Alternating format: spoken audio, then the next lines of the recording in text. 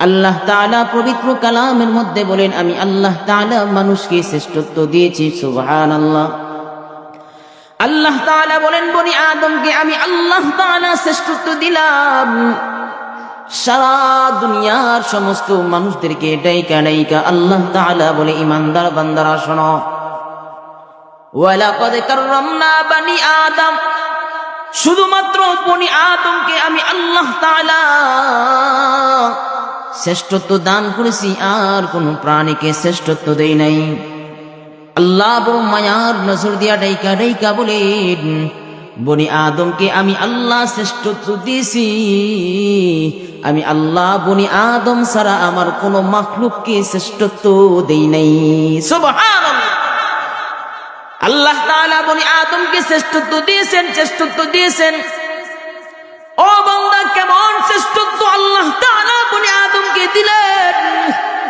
আল্লাহ তাআলা বলেন, গোলাম, তোরে আমি আল্লাহ তাআলা স্পেশাল ভাবে সৃষ্টি করলাম। আল্লাহ অপর আয়াতের মধ্যে বলেন, লাকাদ খালাকনাল ইনসানা ফি আহসানি তাকওয়িম। সুবহানাল্লাহ। আল্লাহ তাআলা বলেন, লাকাদ খালাকনাল ইনসানা ফি আহসানি তাকওয়িম।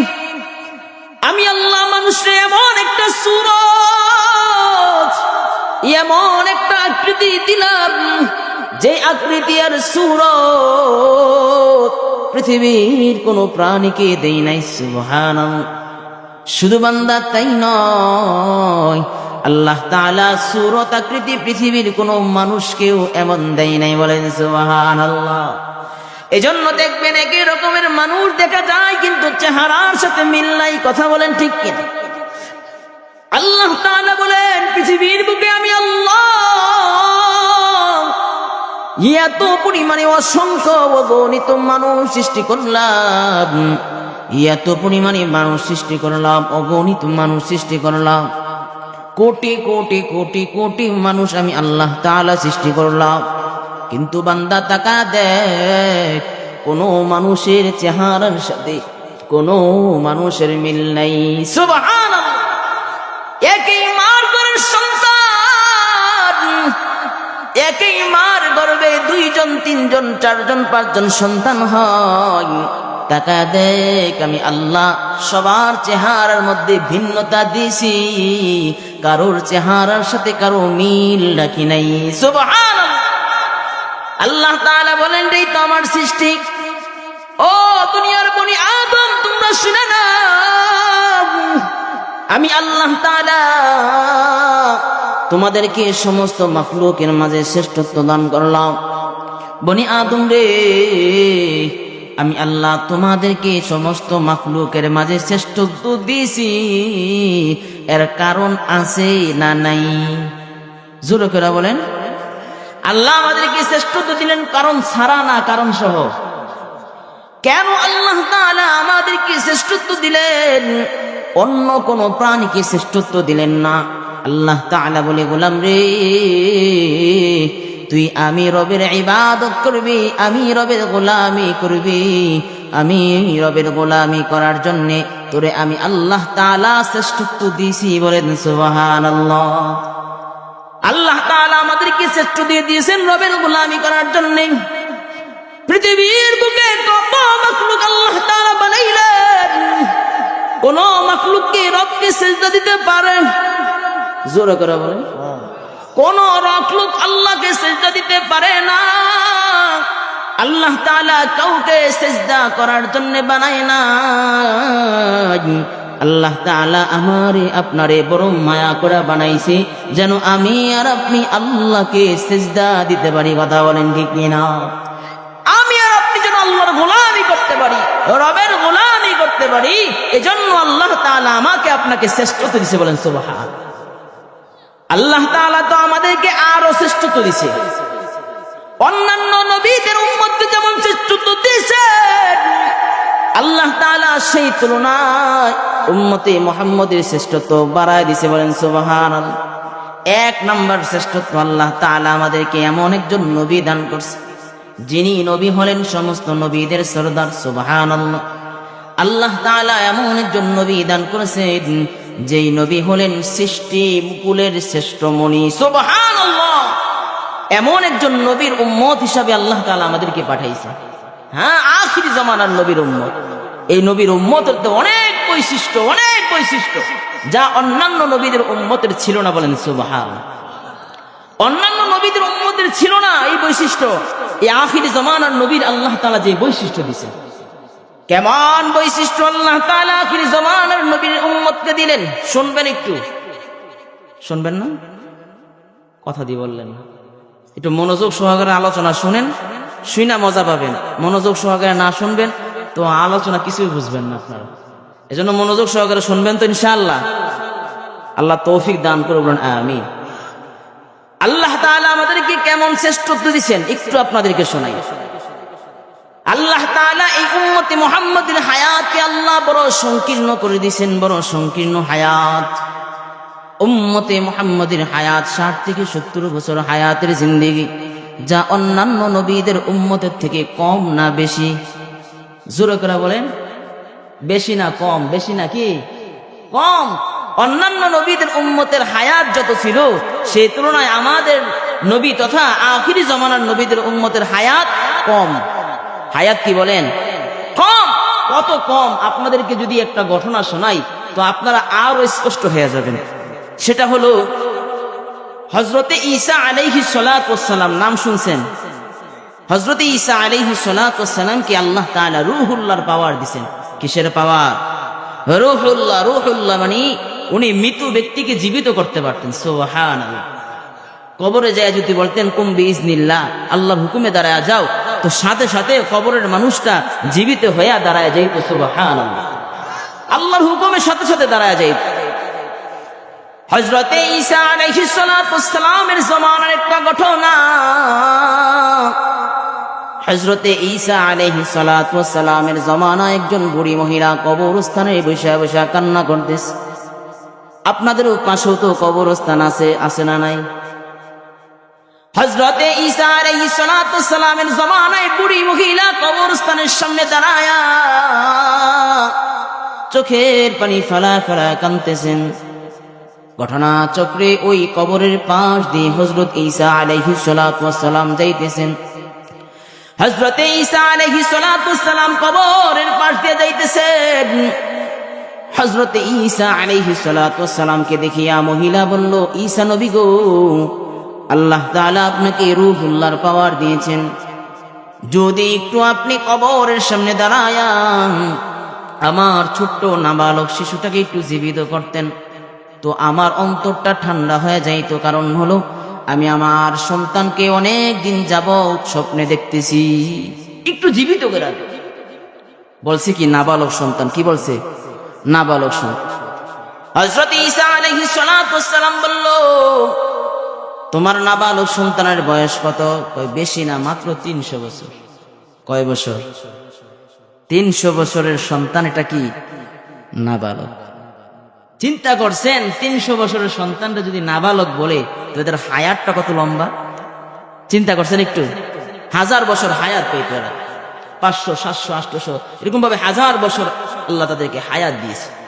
আমি আপনাদেরকে মেসালটা টানছি যে আখিরে জামানার নবীর উম্মতের হায়াত কত সংকীর্ণ সেটা বোঝানোর জন্য বলছি। আমাদের মৃত্যু হয় 60-70 বছরে। কথা বলেন ঠিক কি? আমাদের গড়ে হায়াতের গড়ে হলো 60-70 বছর। আর ঈসা আলাইহিস সালাতু ওয়াস সালামের উম্মতের নাবালকের বয়স হইল 300 বছর। নাবালকের বয়স 300 বছর। হযরত ঈসা আলাইহিস সালাতু ওয়াস সালাম বুড়ি মহিলাকে ডাইকা বলেন, মাগো, তোমার সন্তানের বয়স 300 বছর, তুমি বলতেছো নাবালক। এমন একজন নবী আল্লাহ তাআলা দুনিয়ায় পাঠাবেন, এমন একজন হাবিব, এমন একজন মায়ের নবী আল্লাহ পাঠাবেন, যেই নবীর উম্মতের হায়াত হবে 60 থেকে 70 বছর। বুড়ি মহিলা আশ্চর্য হয়ে বলল, 60-70 বছরে সে কি করবে? সে বড় হইতে হইতেই তো মারা যাবে। কথা বলেন ঠিক কিনা? আল্লাহ তাআলা আমার আপনার নবীর উম্মতের হায়াত বড় সংকীর্ণ করছেন। ও দুনিয়ার ইমানদার বান্দারা, তোমাদেরকে বলা যায় একটু দিলের কান লাগায় শুনে যাও। আল্লাহ তাআলা আমাদের হায়াতটা সংকীর্ণ করছেন। সাহাবারা নবীর দরবারে একবার আরজি জানাইল। আল্লাহ নবীকে সাহাবারা বলল, নবী গো, এমন বয়স কম নিয়ে আমরা দুনিয়া আসলাম, আমাদের বয়সের গড় হলো 60 থেকে 70 বছর। আমাদের তুলনায় অন্যান্য নবীদের উম্মতের হায়াত বড় লম্বা। নবী গো, কেউ যদি 1000 বছর দুনিয়ায় বাঁচত তো তারা 1000 বছর ইবাদত করত, 1000 দিন পাইতো, 1000 এরকম ভাবে 1000 বছর যদি বাঁচত তো 1000 বছর পাইতো। প্রত্যেক বছরে 365 দিন করে পাইতো। তারা বড় বড় ইবাদত করত, অনেক সময় ধরে ইবাদত করত। আল্লাহ নবী গো, আমাদের হায়াত সংকীর্ণ, আমাদের হায়াত বড় অল্প। আমরা কি সেই তুলনায় তাদের থেকে বেশি ইবাদত করতে পারবো নি? আল্লাহ নবী সাল্লাল্লাহু আলাইহি ওয়াসাল্লাম বলল, সাহাবারা তোমরা শুনে নাও, তোমাদের হায়াত যদিও অল্প, তোমাদের হায়াত যদিও সংকীর্ণ, আল্লাহ তাআলা এই হায়াতের মধ্যে এত পরিমাণে বরকত রাখছেন। 500-1000 বছর জীবিত থেকে যে নেক আমল তারা করত, তোমরা 60 থেকে 70 বছর হায়াতের মধ্যে এর থেকে বেশি পরিমাণে নেক আমল করতে পারবা। বলেন সুবহানাল্লাহ। কিভাবে নেক আমল এর থেকে বেশি করতে পারবো?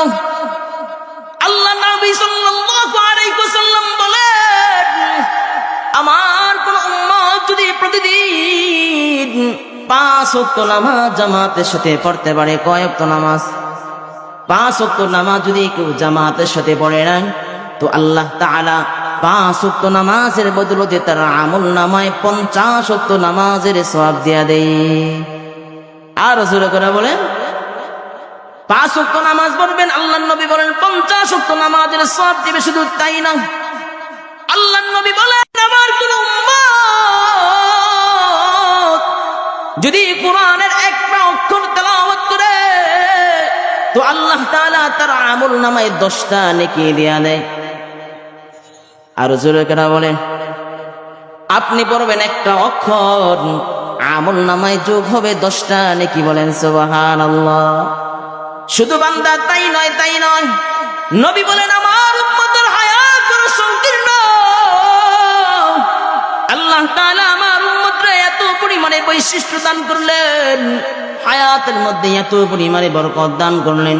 কেউ যদি এই 5 ওয়াক্ত নামাজটা মসজিদের মধ্যে আদায় করে, জুমার মসজিদে, তো এক নামাজে আল্লাহ তাআলা তার আমল নামায় 27 নামাজের সওয়াব দেয়া দেয়। যদি এই 5 ওয়াক্ত নামাজটা বাইতুল্লাহ, আল্লাহর ঘর কাবার প্রান্তরে আদায় করে ফেলাই তো আল্লাহ তাআলা তার আমল নামায় এক নামাজে 1,00,000 নামাজের সওয়াব দেয়া দেয়। আল্লাহ নবী বলেন, এই কি নামাজ যদি আমার ঘর তথা মসজিদে নববীর মধ্যে যদি কেউ আদায় করা ফেলাই তো আল্লাহ তাআলা তার আমল নামায় 50,000 রাকাত নামাজের সওয়াব। কেউ যদি একটাই নামাজ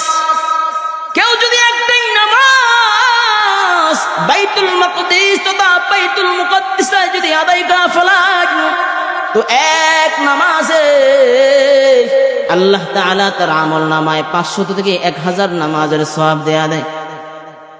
তাহলে বুঝেন উম্মতে মুহাম্মদের হায়াত বড় অল্প।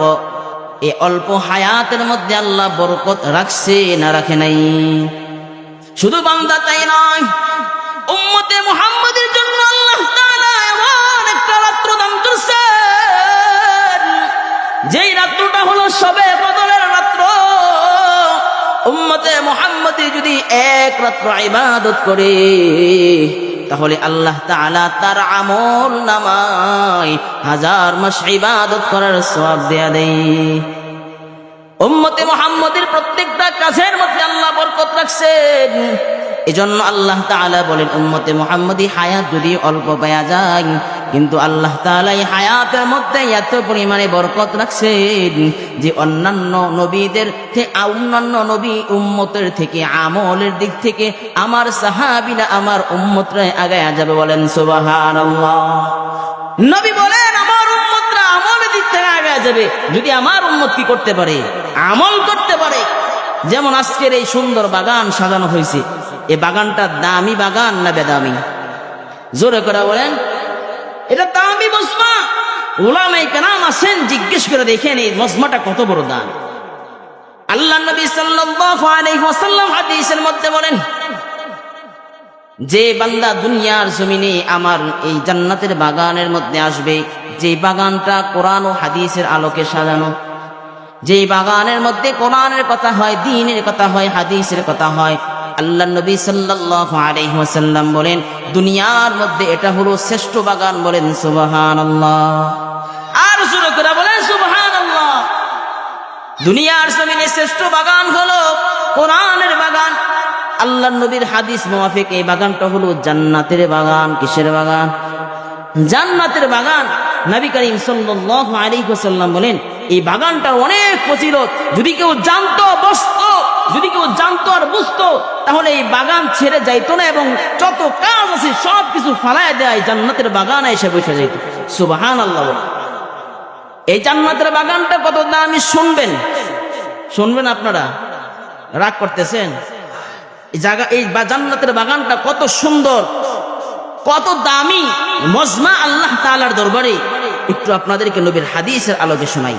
আল্লাহ নবী সাল্লাল্লাহু আলাইহি ওয়াসাল্লাম বলেন আল্লাহ তাআলা প্রত্যেকটা এলাকার জন্য, প্রত্যেকটা জায়গার জন্য আল্লাহ তাআলা কিছু ফেরেশতা নিযুক্ত করে, যাদের কাজই হলো মানুষকে নিরাপত্তা দেওয়া। কি দেওয়া? জোরে করে বলেন। নিরাপত্তা দেওয়া। কেমন নিরাপত্তা?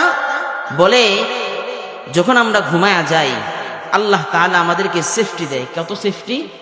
বলে দুনিয়াতে কত হিংস্র প্রাণী আছে, আমরা যখন ঘুমায়া যাই হিংস্র প্রাণী আমাদেরকে আক্রমণ করতে পারতো কিনা? বলেন পারতো, আক্রমণ করতে পারতো, আমাদের কিছু বলার থাকতো না, কিছু বলার ছিলও না।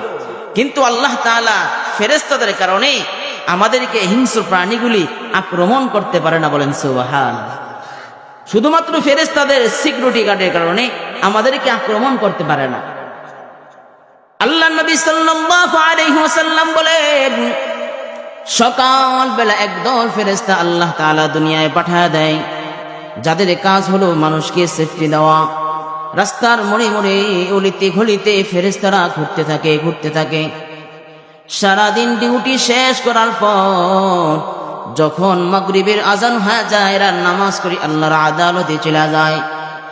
আল্লাহ তাআলা নতুন আরেকদল ফেরেশতা নিযুক্ত করে, যাদের কাজ হলো রাতের বেলা মানুষকে নিরাপত্তা দেওয়া। ফেরেশতারা রাতের বেলা আসিয়া প্রত্যেকটা এলাকার অলিতে গলিতে ঘুরতে থাকে, ঘুরতে থাকে, ঘুরতে থাকে। ফেরেশতারা বড় পবিত্র, ফেরেশতারা বড় পবিত্র। ফেরেশতারা এলাকায় এলাকায় ঘুরতে ঘুরতে যখন দেখতে পারে আল্লাহ তাআলার দ্বীনে একটা মজমা হইতেছে, যে মজমার মধ্যে বসিয়া দ্বীনের কথা হয়, কোরআনের কথা হয়, হাদিসের কথা হয়, এমন একটা দামি মজমা দেখার পর ফেরেশতারা ডাইকা ডাইকা আরেক এলাকার ফেরেশতাদেরকে ডাইকা ডাইকা বলে, শোনো না, আমাদের এলাকার মধ্যে একটা সুন্দর জান্নাতের বাগান সাজানো হইতেছে, যে জান্নাতের বাগানের মধ্যে আল্লাহর কথা হয়, কোরআনের কথা হয়, হাদিসের কথা হয়, দামি দামি কথা হয়, সুন্দর সুন্দর কথা হয়। চলো আমরা সেই দামি মজমার মধ্যে যায় যায় বৈশা যাই। সমস্ত ফেরেশতারা একের পর এক আসতে আসতে খালি জায়গাগুলো পরিপূর্ণ করে বৈশা যায়। হাদিসের বর্ণনায় পাওয়া যায় একজনের উপর আরেকজন ফেরেশতা বসতে থাকে, জায়গা সংকুলন হয় না। ফেরেশতারা বসতে বসতে আল্লাহর আরশ পর্যন্ত পৌঁছা যায়। ফেরেশতারা আল্লাহর আরশ পর্যন্ত পৌঁছানোর পর ওই সকল ফেরেশতারা আল্লাহর আদালতে দাঁড়া যায়। আল্লাহ তাআলা বলেন, ও ফেরেশতারা তোমরা কেন আসছো, কোথা থেকে আসছো? ফেরেশতারা বলে, আল্লাহ গো, এই যে সুন্দর একটা জান্নাতের বাগান থেকে আসছে। বলে কি হয়েছে জান্নাতের বাগানের মধ্যে কি হয়? বলে আল্লাহ গো, ওই জান্নাতের বাগানের মধ্যে আপনার দ্বীনের কথা হয়, আপনার হাবিবের শানের কথা হয়।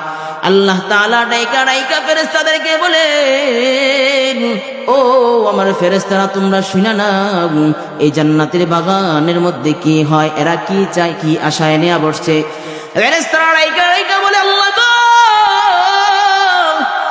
আপনার যে বান্দারা একসাথে বসছে, এরা আপনার জাহান্নাম থেকে পানাহ চায়, আপনার জান্নাত চায়। আল্লাহ তাআলা বলে এরা কি আমার জান্নাত দেখছে? বলে না গো আল্লাহ, এরা জান্নাত দেখে নাই। আল্লাহ তাআলা ডাইকা ডাইকা বলে এরা কি আমার জাহান্নাম দেখছে? বলে না আল্লাহ, এরা আপনার জাহান্নাম দেখে নাই, জান্নাত দেখে নাই।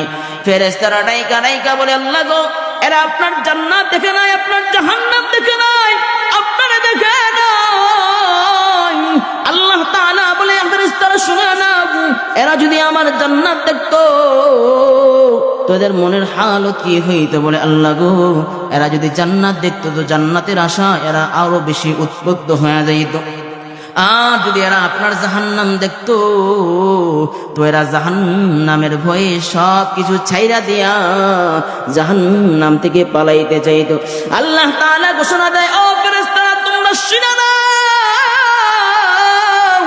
রাতের ঘুম হারাম করে আমার যে সমস্ত বান্দারা জান্নাতের বাগান সাজায়া এই জান্নাতের বাগানে বসছে, আমি আল্লাহ তাআলা ঘোষণা দিয়া দিলাম ওই সমস্ত বান্দাদেরকে আমি আল্লাহ মাফ করে জান্নাতের বাসিন্দা বানায়া দিলাম। তাহলে নিশ্চয় আল্লাহ তাআলার ঘোষণা আমরা জান্নাতি। কথা বলেন ঠিক কিনা? আল্লাহ তাআলা ফেরেশতাদেরকে নিয়ে আমাদেরকে নিয়ে গর্ব করে ফেরেশতাদের সামনে নিশ্চিত ঘোষণা দিয়েছেন যে আমরা জান্নাতি হয়েছি। বলেন সুবহানাল্লাহ।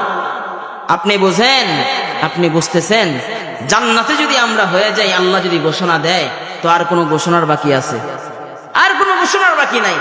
অতএব এটা কিন্তু একটা পরীক্ষার হল, যে দুনিয়ার সব ব্যস্ততা ফালায় দিয়া এই দামি মজমায় আসা, এটা যে চায় সে পারে না। বিষয়টা এমন না, বরং আল্লাহ যাকে কবুল করে শুধুমাত্র সে আসতে পারে। কথা বলেন ঠিক কি? আপনাদের এই এলাকার হাজার হাজার মানুষ আছে, কথা বলেন ঠিক কি না? কিন্তু যখন জান্নাতের বাগান সাজানোর উদ্যোগ নিছে, লোক পাওয়া গেছে কম না বেশি? হ্যাঁ, কম না বেশি? অল্প সংখ্যক লোকদেরকে দিয়ে কিন্তু জান্নাতের বাগান সাজানো হয়েছে। কথা বলেন ঠিক কি? এই যে দেখেন না, 2 গ্রামের যুবকরা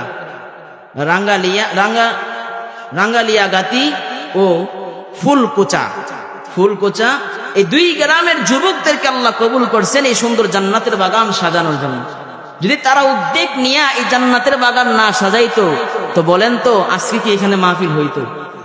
কথা বলেন, আপনারাও কি সওয়াবের ভাগীদার হইতেন না? তাহলে বুঝেন, যারা জান্নাতের বাগান সাজিয়েছে এদের সাপোর্ট দেওয়ার দরকার আছে না নাই? হ্যাঁ, ভালো কাজে লোক কম পাওয়া যায়। যদি আজকে গানের কনসার্ট করতেন এখানে, যদি একটা গানের কনসার্ট হইতো স্কুল মাঠে, আমার তো বিশ্বাস আপনি এই এলাকায় জায়গা দিতে পারতেন না।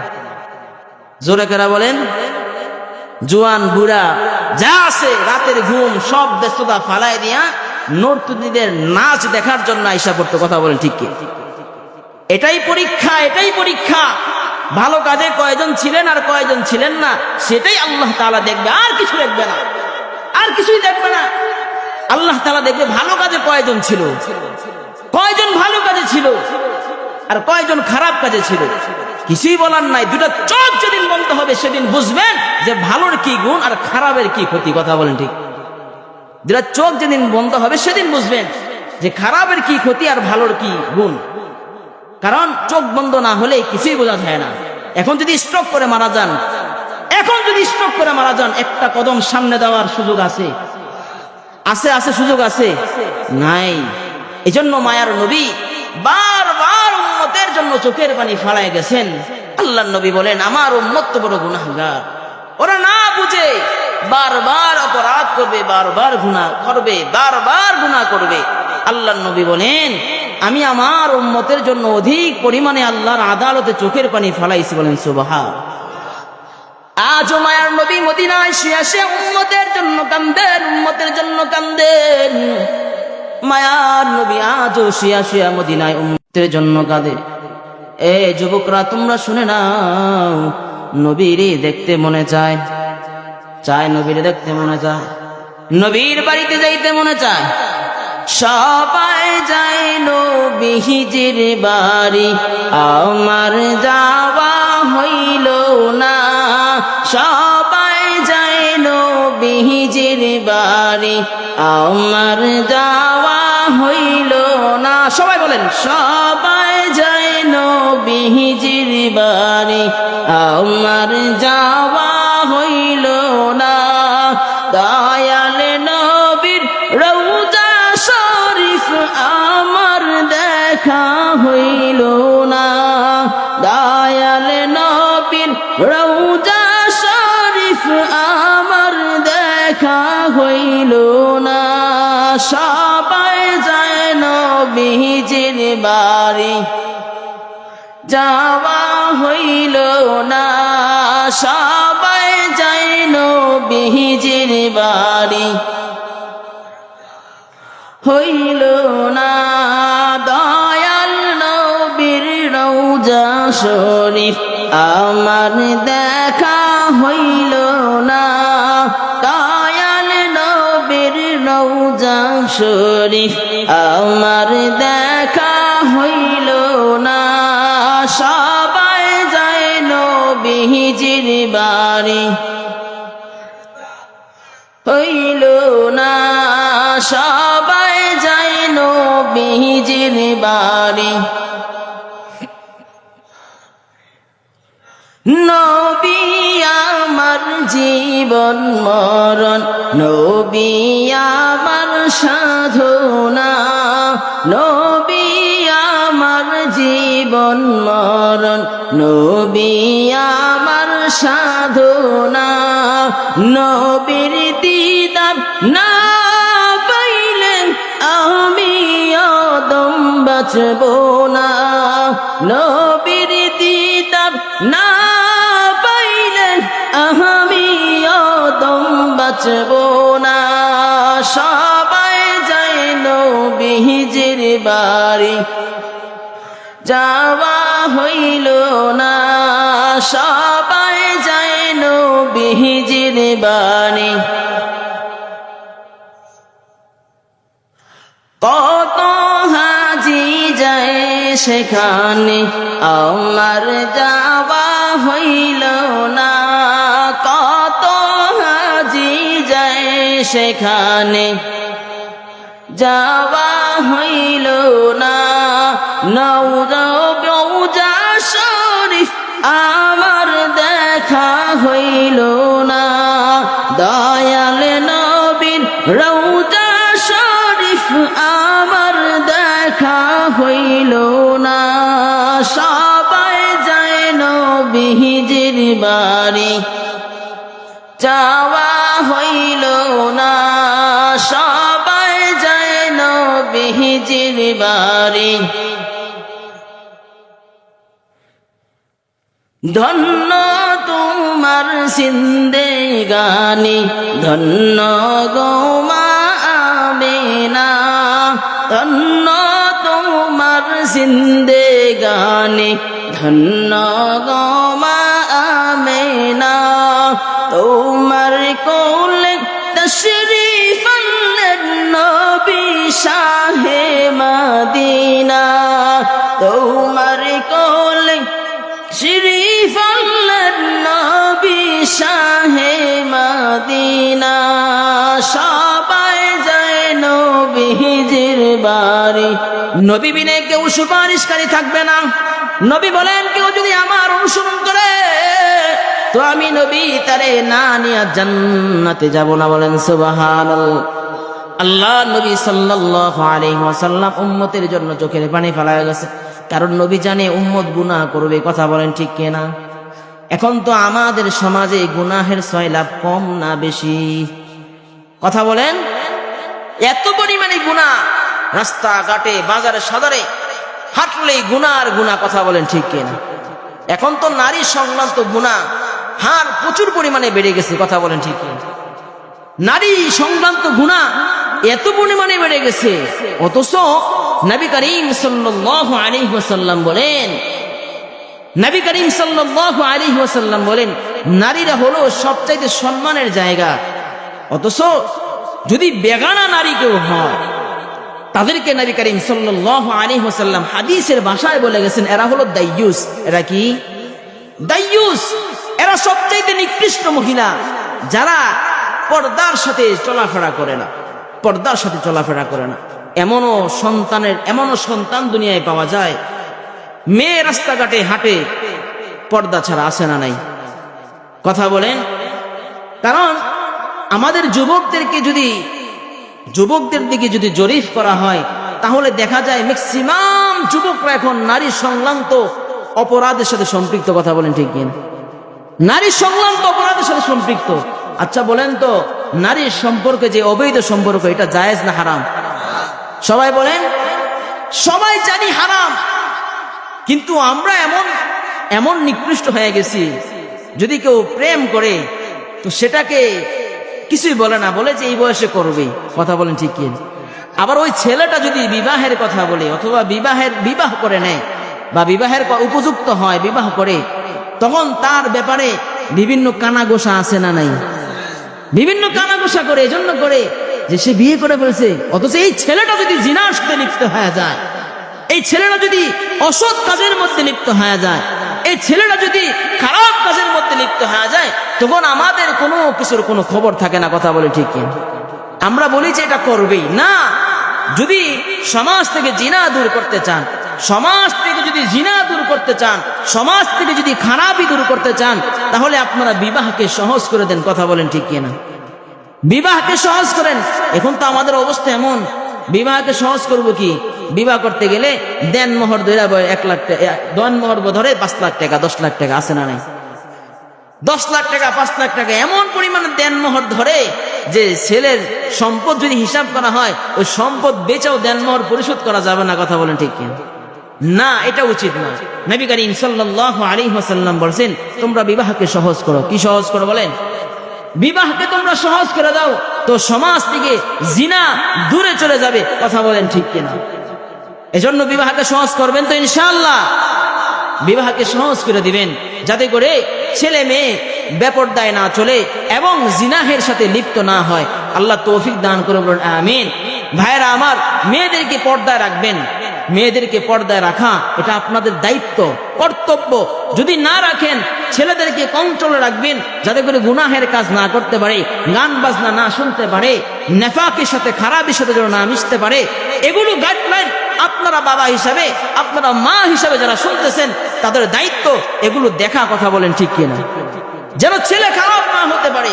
কারণ ছেলে খারাপ হইলে বাবার বদনাম হয় কি হয় না? ছেলে খারাপ হইলে মার বদনাম হয় কি হয় না? আগে বলবে উমুকের ছেলে, উমুকের মেয়ে। কথা বলেন ঠিক কিনা? আগে নিজের নামটা নিবে। এজন্য বাবা মারা সতর্ক হয়ে গেলে দুনিয়াতে ছেলে মেয়ে এগুলো কন্ট্রোল করা সহজ। এজন্য ছেলেকে মেয়েকে দ্বীনের শিক্ষার দরকার আছে না নাই? দ্বীনের শিক্ষা দিবেন ছেলেদেরকে, মেয়েদেরকে, যাতে করে মেয়েরা পর্দায় চলে, নিজের স্ত্রী বউ এরা যেন পর্দায় চলে।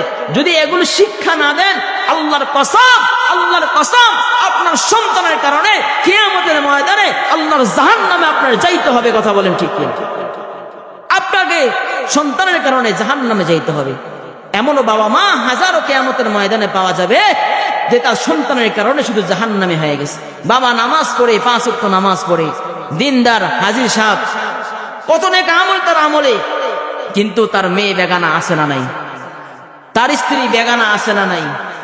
তার ছেলে নেশার সাথে সম্পৃক্ত আছে না নাই? তার ছেলে নারী নিয়ে ঘুরে আছে না নাই? বিভিন্ন গুনাহের কাজে লিপ্ত। আল্লাহর কসম, 1000 বার হজ করতে পারবেন, 1000 রাকাত নামাজ পড়তে পারবেন, সারা জিন্দেগি আল্লাহর রাস্তায় ব্যয় করতে পারবেন, যদি সন্তানকে দ্বীনের শিক্ষা না দেন, সন্তানকে যদি ইসলাম মুআফিক না চলান, সন্তানকে যদি বেপরদায় চলান, সন্তানকে যদি গুনাহের পথে চলান, আল্লাহর কসম যত ইবাদত করবেন, কোন ইবাদত আপনাকে জান্নাতে নিতে পারবে না। কথা বলেন ঠিক করে? কোন ইবাদত আপনাকে জান্নাতে নিতে পারবে না। যদি জান্নাতে যাইতে চান, তো সন্তানদেরকে দ্বীনের শিক্ষার দরকার আছে না নাই? মেয়েদেরকে পর্দার সাথে চলানো দরকার আছে না নাই? নিজে হালাল খাবার গ্রহণ করার দরকার আছে না নাই? হ্যাঁ ভাইরা আমার, আসুন আমরা দ্বীনের উপর চলি, তো আল্লাহ তাআলা আমাদের জিন্দেগি সহজ করে দিবে, আখিরাতকে সহজ করবে। কথা বলেন ঠিক কি না? আখিরাতকে আল্লাহ তাআলা সহজ করে দিবে। জি, যদি আমরা দ্বীনের উপর চলি, তো আল্লাহ তাআলা সবকিছু সহজ করে দিবে। আর নবী করিম সাল্লাল্লাহু আলাইহি ওয়াসাল্লাম বলেন, আমি তো আমার উম্মতের জন্য সব সময় দোয়া করি যাতে করে আমার উম্মতকে আল্লাহ তাআলা কখনো জাহান্নামে নিক্ষেপ না করে। বলেন সুবহানাল্লাহ। নবী, এমন একজন নবী পাইলাম, সেই নবীকে যদি আমরা অনুসরণ না করতে পারি, বলেন না কাকে অনুসরণ করবেন আপনি? আপনার আমার নবী হলেন সারা দুনিয়াবাসীর জন্য মডেল। কথা বলেন ঠিক কিনা? আমার আপনার নবী হলেন সারা দুনিয়ার জন্য মডেল। আল্লাহ তাআলা বলেন কুরআনুল কারীমের মধ্যে বলেন, লাকাদ কানা লাকুম ফি রাসূলিল্লাহি উসওয়াতুন হাসানাহ, লাকাদ কানা লাকুম ফি রাসূলিল্লাহি উসওয়াতুন হাসানাহ। আল্লাহ তাআলা বলেন, আমি আমার হাবিব আমার নবীকে আমি আল্লাহ তাআলা সারা দুনিয়ার জন্য উত্তম হাসানা হিসাবে পাঠাইলাম। সুবহানাল্লাহ। উত্তম আদর্শ বানায়া নবীকে মডেল বানায়া আমাদের জন্য পাঠাইলেন। ও দুনিয়ার মুসলমান, তোমরা শুনে নাও নবী কেমন উত্তম মডেল, নবী কেমন উত্তম মডেল। সাহাবারা যখন নবীকে দেখছে, সাহাবারা নবীর জন্য নিজের জীবন দেয়া দিয়েছেন, নবীর জন্য পাগল পাড়া হয়ে গেছে। হযরতে আবু বকর বলেন, নবী দেখা তো আমার অন্তরের শান্তি ছিল, নবী দেখা তো আমার চোখের শীতলতা ছিল। বলেন আল্লাহু আকবার। হযরতে আবু বকর বলেন, আন-নাসু ইলা ওয়াজহি রাসূলিল্লাহি সাল্লাল্লাহু আলাইহি ওয়াসাল্লাম, নবী দেখা এটা আমার জিন্দেগীর একটা আমল ছিল, আমার জিন্দেগীর একটা আমল। হযরতে আবু বকর নবীর কদমে কদমে চইলা নবীর কদমের নিচে জায়গা পাইছে। সুবহানাল্লাহ। নবীর কদমে কদমে চলছে আবু বকর, তো নবীর কদমে কদমে চলছে, নবীর সুন্নতটা অন্তরের মধ্যে ধারণ করছে, নবীর সুন্নতটা জীবনের মধ্যে গঠন করছে। আবু বকর নবীর সাথে শুয়ে গেছে। সুবহানাল্লাহ। আবু বকর বলেন, নবী দেখা আমার জিন্দেগি আমল ছিল, এজন্য আমি নবীর সাথে শুইলাম যাতে করে জান্নাতে গিয়েও নবী দেখতে পারি। বলেন সুবহানাল্লাহ। ওমর নবী দেখা এটা ওমরের জিন্দেগির মধ্যে আমল ছিল, এজন্য নবীর যখন ওফাত হয়ে গেল ওমর সহ্য করতে পারলো না। ওমর বলল, মক্কার জমিনে যে বলবে নবী নাই তার গর্দান ফালায়া দিব। আল্লাহু আকবার। নবী বলেন, নবীর প্রেম মুহাব্বত ওমরের মধ্যে এত বেশি এত বেশি, নবীর ওফাত হয়ে গেছে এটা ওমর সহ্য করতে পারে না। হায়রে হযরতে বেলাল বলেন, যে শহরে নবী নাই সেই শহরে আমি বেলাল থাকবো না। আল্লাহু আকবার। গোলাম বেশে মদিনায় আসছি, উমাইয়ার গোলাম হয়ে মদিনায় আসছি রে, সারাদিন নির্যাতন সহ্য করেছি, শেষ মুহূর্তে যখন নবীর চেহারা দেখতাম আমি বেলাল সব ব্যথা ভুলা যাইতাম। সুবহানাল্লাহ।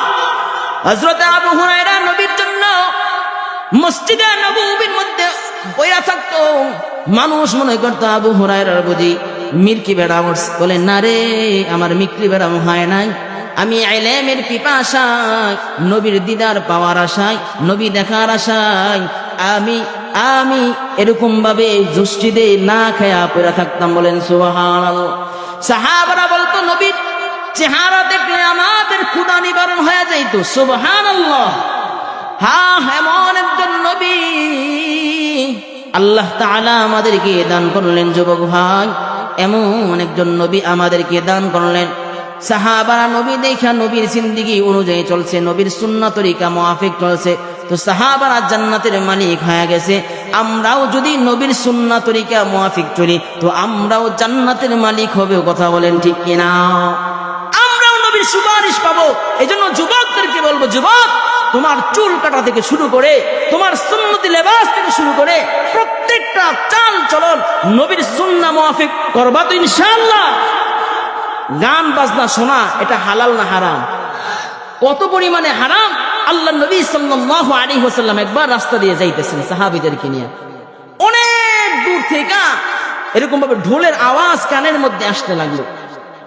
আল্লাহ নবীর সাথে সাথে নিজের হাত দিয়ে কান মুবারক চাইপা ধরলেন। সাহাবারা বলল, নবী গো, হাত মুবারক দিয়া কান কেন চাইপা ধরলেন?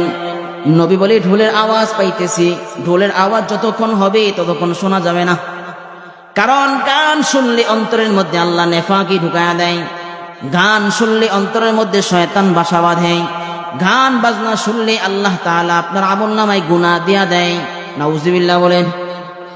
আর যদি এগুলো থেকে দূরে থাকতে পারেন তাহলে আপনার জন্য আপনার কলবের মধ্যে আল্লাহ নূর ঢেলা দিবে।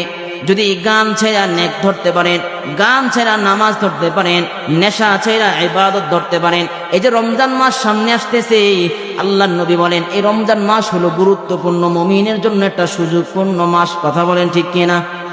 নেকির মাস, নেকির মাস। এই রমজান মাস আল্লাহ তাআলার পক্ষ থেকে আসে। আইরে বান্দা, রমজান মাস পাওয়ার পর এমন গুরুত্বপূর্ণ একটা রমজান মাস, কেউ যদি রমজান মাসে একটা ফরজ আদায় করে তো আল্লাহ তাআলা তার আমল নামায় 70টা ফরজের সওয়াব দেয়। সুবহানাল্লাহ, জোরে করে বলে। একটা ফরজ আদায় করবেন তো 70টা ফরজ। নবী বলেন 70টা কেন, 700। বলে 700 কেন? বলে 7000। আল্লাহ যদি তাকওয়াওয়ালা অন্তর হয়ে যায়, আল্লাহ তাআলা যত ইচ্ছা তত তার আমল নামায় সওয়াব দিয়ে। বলেন সুবহানাল্লাহ। তাহলে বুঝেন রমজান মাস এটা ফজিলতপূর্ণ মাস কিনা। এই যে রমজান মাস আসতেছে, তাকওয়া অর্জন করার মাস, তাকওয়া অবলম্বন করার মাস, তাকওয়া। হায়রে যুবক ভাই, সারা মাস গুনাহ করলা, সারা বছর গুনাহ করলা, একটা মাস যদি আল্লাহর ইবাদতের মধ্যে কাটা দাও তো আল্লাহ তাআলা সারা বছরের প্রস্তুতি এক মাস থেকেই দান করবে। বলেন সুবহানাল্লাহ।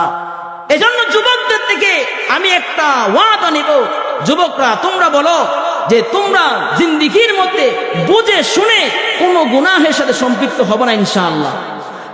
যেহেতু তোমরা ভালো কাজের উদ্যোগ নিছো, জিন্দেগীর হায়াতের মধ্যে যতদিন বাঁচায় রাখে তোমরা এই ভালো কাজের উৎসাহ করবা, ভালো কাজ করবা এবং মুরব্বীদের পরামর্শ নিয়ে চলবা তো ইনশাআল্লাহ।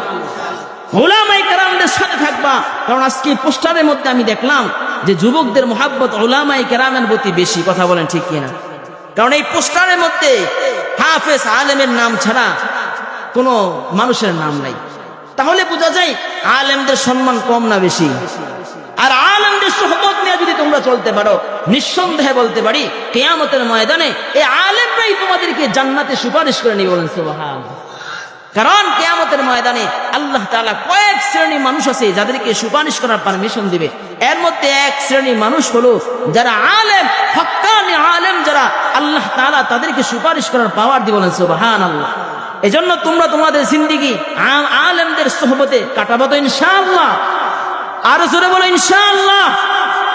হাত তুলে ওয়াদা করো, সবাই হাত তোলো। আল্লাহ যতদিন হায়াতে বাঁচায় রাখেন আমরা আর কোনো গুনাহের সাথে সম্পৃক্ত হব না, কোনো গান বাজনার সাথে সম্পৃক্ত হব না, কোনো বেগানা নারীর সাথে সম্পৃক্ত হব না, কোনো জিনাহের সাথে সম্পৃক্ত হব না। আয় আল্লাহ, কিয়ামতের ময়দানে আপনার হাবিবের সুপারিশ আমাদেরকে নসিব করিয়েন। আর দুনিয়ায় যতদিন বাঁচায় রাখেন, আয় আল্লাহ আপনার হুকুম মেনে নবীর সুন্নাহ তরিকা মুআফিক চলে নিজের জিন্দেগি গঠন করার তৌফিক দান করুন, আমিন। হাত নামাও। ভাইরা আমার, আসুন আমরা আমাদের জিন্দেগির তওবা করি, নিজের জিন্দেগির গুনাহগুলির কথা স্মরণ করি। ভাই, কত মানুষ দুনিয়া থেকে চলে যায়, আছে না? কথা বলেন। আজকে আমি আসি, আগামী এই মাহফিলে আপনি থাকতে পারবেন এর কোনো গ্যারান্টি আছে? এর কোনো গ্যারান্টি নেই। পাশেই তো কবরস্থান, তাই না? কত মানুষকে নিজের হাতে দাফন করলেন, কত মানুষকে নিজের হাতে দাফন করলেন, কত মানুষের জানাজা আপনি করলেন। একটা বারও কি মৃত্যুর কথা স্মরণ হয় নাই? সেই কবরে আমাকে আপনাকে থাকতে হবে কি হবে না? এজন্য গুনাহের কথা ভুলা যান, নেক আমল করেন। ভাই, এই জিন্দেগি এটা ক্ষণস্থায়ী জিন্দেগি, এই জিন্দেগির কোনো মূল্য নাই যদি নেক আমল না করতে পারি। কথা বলেন ঠিক কিনা? নেক আমল যদি না করতে পারি জিন্দেগির কোনো মূল্য নাই, কোনো দাম নাই। তো আমার আপনি যদি নেক আমল ছাড়া কবরে যাই তো আমার জিন্দেগি থেকে একটা কুকুরের জিন্দেগিও ভালো। কথা বলেন ঠিক কিনা? যদি নেক ছাড়া কবরে যাই তো আমার জিন্দেগি থেকে একটা কুকুরের জিন্দেগি ভালো। কারণ কুকুরের কোনো হিসাব নাই, কুকুর যা মন চায় তা করে। আমিও যদি এমনই করি তো আমার তো হিসাব আছে, আমার তো পরকালে দাঁড়াইতে হবে। আল্লাহর জালালিয়াত কাহারিয়াতের সামনে কি নিয়ে আমি আর আপনি দাঁড়াবো? কথা বলেন। এই জন্য নেক আমলের দরকার আছে না নাই? নেক আমলের দরকার আছে। আর কোনোদিন গানের কনসার্ট করবা না ইনশাআল্লাহ। আর কোনোদিন নেশার মধ্যে মত্ত হব না ইনশাআল্লাহ। আর কোনোদিন নারীবাজি করবা না ইনশাআল্লাহ। আর কোনোদিন জেনে বুঝে গুনাহ করবা না ইনশাআল্লাহ।